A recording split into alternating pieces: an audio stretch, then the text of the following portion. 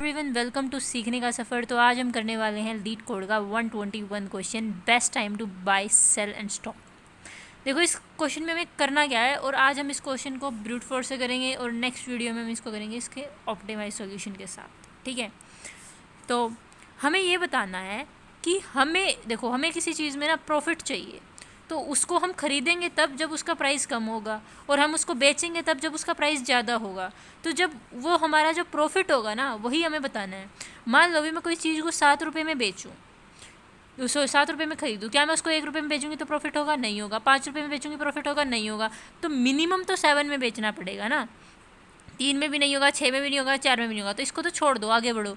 फिर 1 पे देखा मैंने, क्या मैं किसी चीज़ को 1 रुपये में खरीदूँ और 5 में बेचूँ, प्रॉफिट होगा? बिल्कुल। बट मुझे ये बताना है कि मैक्सिमम प्रॉफिट कितना होगा। यहाँ पे कितना प्रॉफिट होगा? 4 का प्रॉफिट होगा।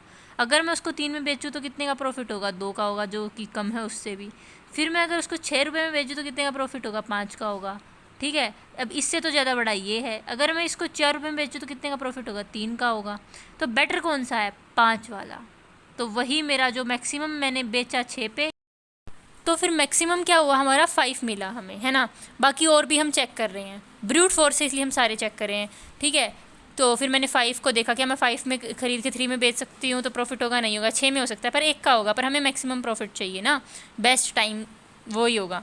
फिर अगर मैं 3 पे जाऊँ तो यहाँ पे 3 का ही होगा, हमें मैक्सिमम 5 मिल चुका है। अगर मैं 6 पे जाऊँ तो यहाँ पे तो होगा ही नहीं।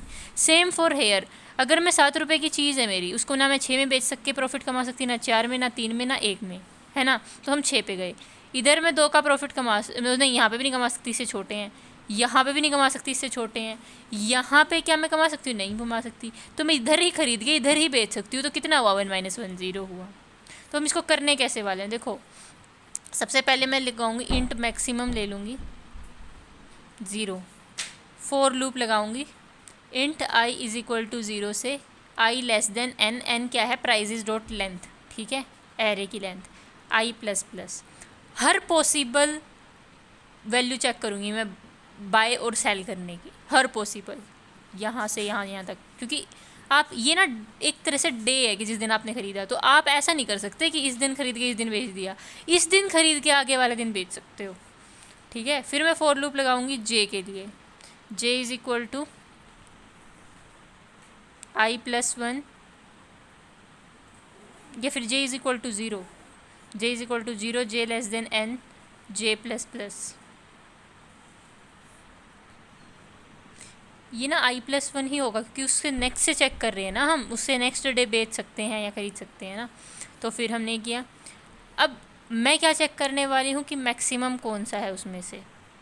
तो मैक्सिमम हो जाएगा मैथ डॉट मैक्स ऑफ, या तो मैक्सिमम की वैल्यू होगी क्योंकि वो अपडेट होती रहेगी, और या फिर price of J minus price of I. अब जे माइनस आई क्यों किया? क्योंकि इस साइड वाला हमें ज़्यादा बेचना ज़्यादा में है ना, जे वाली वैल्यू, और आई वाला हमारा सस्ता वाला है कि जो हमने ख़रीदा है।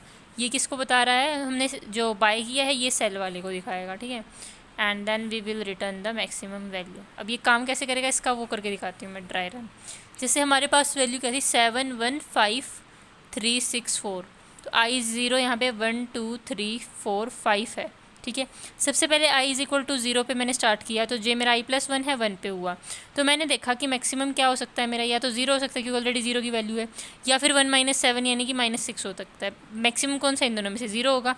फिर मैं गई जे इज़ इक्वल टू आगे, जे इज़ इक्वल टू 2 पे। जैसे ही मैं जे इज़ इक्वल टू 2 पे गई तो मेरा 5 माइनस ये भी नहीं हो सकता, क्योंकि भी माइनस में आएगा तो 0 ही रहेगा, क्योंकि 5 - 7 करोगे तो -2 आएगा। फिर जे इज़ इक्वल टू 3 पे गई मैं, ऐसे ही सेम। तो फिर क्या आएगा? 3 - 7 कितना होगा? -4। यहाँ पे ये सभी से छोटे हैं तो आंसर माइनस में आएगा। तो आई इज इक्वल टू 0 पे किसी के लिए नहीं होगा। फिर मैं आई इज इक्वल टू 1 पे, तो मेरा जे कितना होगा? 2 होगा। ठीक है, तो मैंने क्या किया? 5 - 1 कितना आया? 4 आया।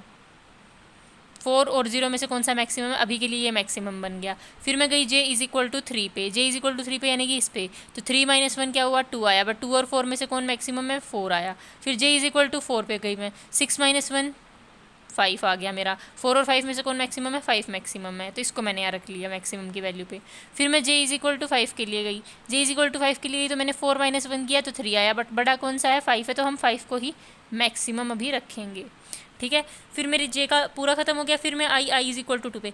यहाँ पे ब्रूट फोर्स क्यों है ये, क्योंकि ये हर एक वैल्यू को चेक करेगा। अब ये 5 मैक्सिमम, लेकिन ये आगे अभी भी चेक करेगा। अब ये आई इज़ इक्वल टू 2 पे जेगा हर पॉसिबल वैल्यू को चेक करेगा। अब ये 2 बार लूप चल रहा है ना, तो इसकी टाइम कॉम्प्लेक्सिटी क्या हो जाएगी, ओ ऑफ एन स्क्वेयर हो जाएगी, पर स्पेस कॉम्प्लेक्सिटी 1 ही रहेगी, ऑफ 1, उसमें कोई चेंज नहीं आएगा। कल हम इसके ऑप्टिमल अप्रोच को करेंगे, ठीक है। और आगे करके दिखाऊं तो मैं आगे क्या होगा, इज इक्वल टू 2 है तो जे इज इक्वल टू 3 होगा, ठीक है। तो मैक्सिमम क्या हो जाएगा अभी, या तो 5 है या फिर क्या आएगा, थर्ड वाले में से इसमें माइनस कर दो, माइनस में आएगा क्योंकि ये इससे छोटा है, तो फिर ऑब्वियसली 5 ही रहेगा। फिर जे इज इक्वल टू 4 पे गए तो 1 और 5 का ऑप्शन आएगा, क्योंकि 6 माइनस 5 क्या होता है 1, तो वहाँ पे भी 5 ही रहेगा क्योंकि वो बड़ा है। फिर जे इज इक्वल टू 5 पे गए तो 4 माइनस 5 यानी कि -1, और बड़ा कौन सा है, ऑलरेडी 5 था ये हमारे पास, हम इसको भी रिजेक्ट करेंगे। फिर हम आगे जाएंगे आई इज़ इक्वल टू 3 के लिए, आई इज़ इक्वल टू 3 पे 3 है ना। तो फिर आगे भी सेम चेक करेंगे, इससे बड़ा है पर 3 का ही प्रॉफिट हो रहा है यहाँ पे, तो मैक्सिमम ऑलरेडी 5 हमने स्टोर कराया हुआ है, सेम ये आगे काम करेगा।